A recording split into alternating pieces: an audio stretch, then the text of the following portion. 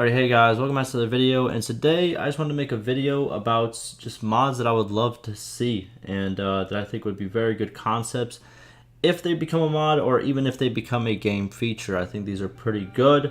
I'm going to try to go through them pretty quick, just show it off, like kind of explain exactly what I mean, and just keep firing them off. Also, let me know in the comments what kind of mods you would like to see and what kind, you know what I mean, like there's a lot of, I know there's a lot of quality of life stuff that a lot of people want that might not make it to the official game, but just let me know how you guys feel about it. Let me know what kind of different mods you would like to see. I'm actually interested in seeing what everyone has to say. But alrighty, let's do it. Before, like always, playlist down below, go check it out. It's all up-to-date Bannerlord guides. There's a couple more playlists. I have all the quests. I also am starting another playlist for the actual like lore or backstory of like the Battle of Pendrake. That's coming out, so go check it out. A lot of stuff. Let's get right to it. Alrighty, so first one is actually, I want the woods to actually have a very small radius of actually being able to see who else is in the woods. Unless you're Battanian. You know? Currently in the game, there is such a thing as, you know, your radius of how far you can see is actually lowered, but it's not lowered too significant. I feel that if you're a Battanian, you should be able to see through trees, you know, probably like half decent when you're, you know, actually on plains. But for every other kingdom, I think they should not be able to see like pretty much at all. Like here's what I mean. Like if we go on this angle, right? If I step into these trees, there's no way I should see that guy. There's no way I should see that guy. It should be like a circle like this. This will make it so it's dangerous to go through the trees, but also at the same time, you know, if you want to save time, you can cut through them, especially if you have a big army because you're not afraid to get attacked. But if you're a smaller, you know, party, let's say you're the 7th party or the 12th party, you're going to have to, you know, dodge the trees. I think that would be a very, very good improvement to the game, but also a very good mod, and I'm pretty sure not the hardest to make.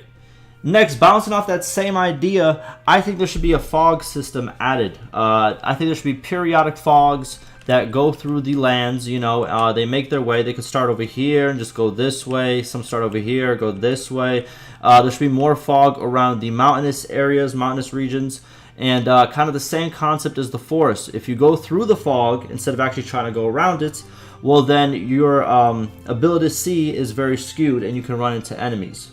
I think that would be a very good addition as well. And again, it would be a little bit harder to make definitely than you know, decreasing the radius of the forest.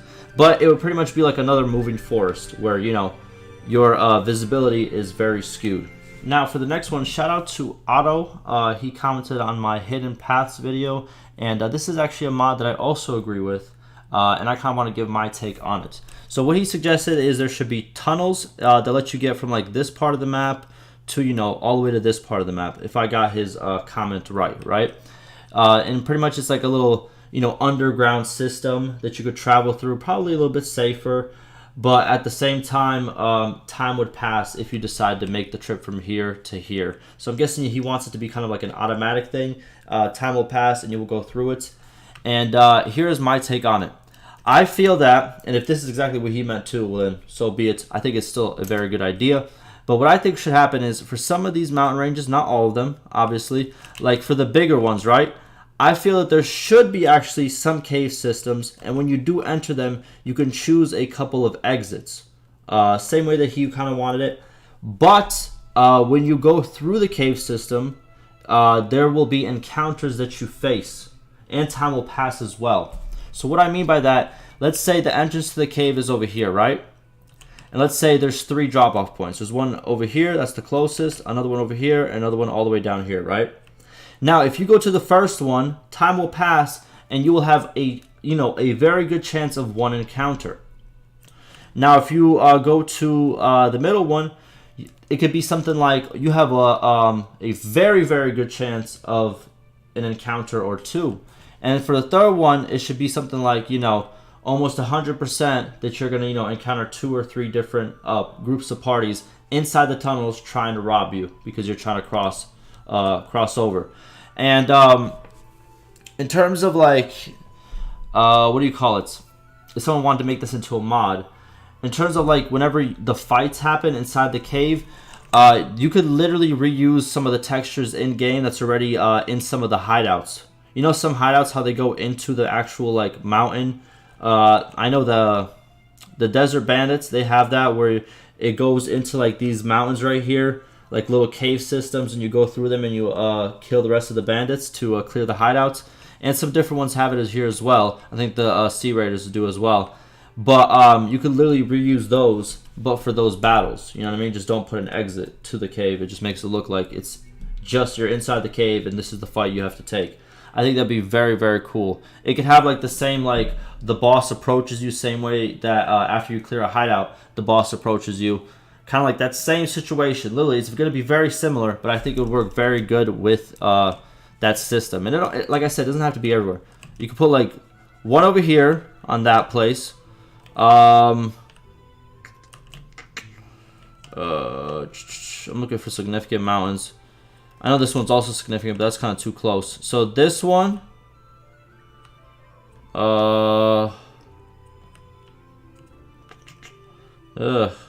probably this. No, this one right here. This big one right here. This is, yeah, right there. And then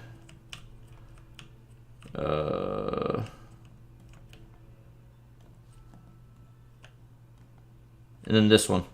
You know what I mean? Just spread it out just a little bit. Not everyone has to have the advantage, you know what I mean? But like 4 of those, I think would be sensational. Alright, next one is in the tournament, and this one has to do with the leaderboards. So if you didn't know, if you are #1 in tournament victories, then you will gain 1 renown per day as benefits. But I feel that they should make these rewards a little bit better, and here's what I think they should do.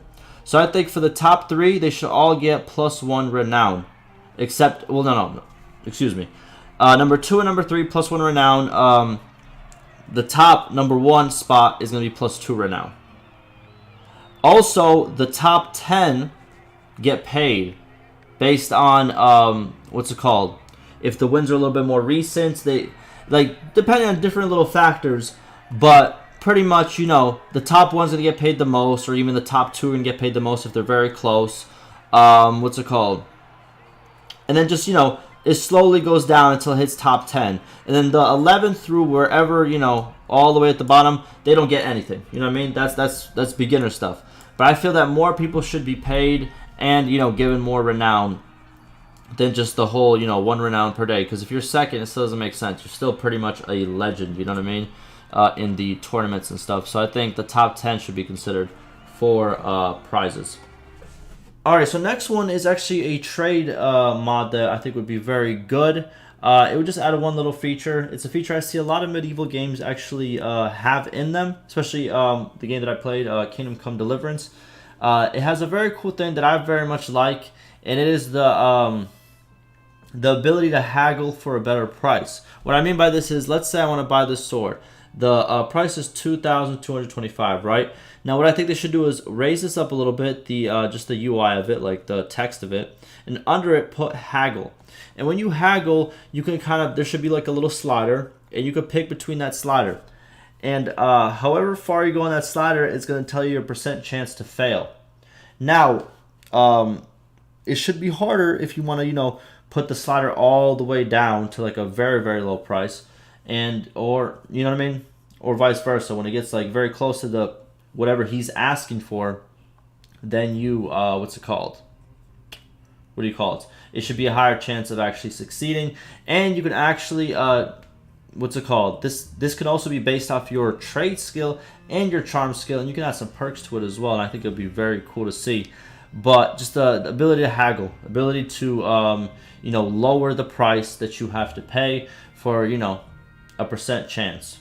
I think it'd be very cool. A lot of games have it, and I don't see why we can't have it as well. Another thing I think that you should be able to do in Bannerlord, and I don't know exactly how you would make this into a mod, because you would have to first make it into like a clickable object. But what I kind of wanted was for you to be able to actually either, you could say break the bridge, or you could say something like barricade the bridge, something along those lines. So pretty much, you spend time on it, same way as if you were raiding your village, right? You click raid village, then a little timer goes past right over here until you're completely it's completely raided, right? Same thing with the bridge. You go to the bridge, you say you want to barricade the bridge, and pretty much it's going to take up resources. You could do like hardwood or something, hardwood and a little bit of, whatever else. And also it's going to take up time, obviously, for you to barricade the bridge. Once you barricade the bridge, enemies cannot go for it for, let's say, I don't know, maybe 4 days in-game time, 5 days, something around that time, right? It'd be really cool to see how it would be used, especially in war scenarios, because obviously, let's say an army gets made right over here by the Vlandians, right? And they got to travel, let's say to this place, right? Now, what if you actually cut off all the bridges to that area? Let's say you cut off this bridge, you cut off this bridge, and you cut off this bridge. That's 3 bridges, right? Now, all of a sudden, they have to make a choice. And let's say maybe you cut out this bridge. Do they want to go all the way around this way to reach your land? Or do they want to go all the way around this way to reach your land? You know what I mean? And it would be kind of more of a way to tactically... How can I explain it? Tactically defend your region. And it would be pretty cool. Maybe you could send out a party of your companions to actually barricade like specific bridges. I think it would be a very cool idea. There's a lot of bridges in the game. If you didn't know, there is a ton. I'm gonna make a video where I talk about like little facts, like, did you know there's 104 bridges? I think that would be kind of cool. Let me know if you guys would like something like that. I think I'm gonna do that next. But yeah, I think the bridges, there's potential. There's a lot of them. They're all over the place. And I think, look, literally everywhere in the map included. So I think it'd be a very cool thing to see. Alrighty, and last one. This one, it would be kind of a bigger system, larger system. But I think you should be able to train your horse. I think you should be able to name your horse. And I think somewhere in any town you can go and there should be a horse trainer. You give the horse to the horse trainer. You name it when you give it to him or her. And then they train your horse. And it'll take a little bit. And every time the horse passes a certain stage of training, the character development screen should pop up. Same way it does in the beginning of the game. And same way it does with your heirs whenever they're born. Or whenever they progress through childhood and stuff like that. I think there should be a thing like that for horses. That's it. I think it would be pretty cool if you could personalize your horse. Give it a name. See its stats goes up because, you know what I mean? It went through all the training. With that, though, since you can't upgrade their stats, and since it's similar to how, let's call all the characters in the game work, like the human characters, then you would have to give a lifespan for the horse as well. And, it'd be another cool thing. If the stats depreciate as they get older, if the stats appreciate as they get, like, from very young stage all the way up, there's so much potential, man. Make it a thing where we can upgrade horses. I think it would be great. I think it would be a great little system. Like, it would be like another feature like the smithy. You know what I mean? It's just like, maybe there's certain stuff that you can do. Maybe get it some better, horseshoes and stuff like that. Just you go to the horse trainer and he's like, oh, you want like, there's different packages and stuff that you can get on how good the training is and stuff of that nature. There's so much potential. Let me put like some more paint on my horse. You know what I mean? Not to harm the horse though, but like, you know what I'm saying? Make it look nice. Make it look fierce.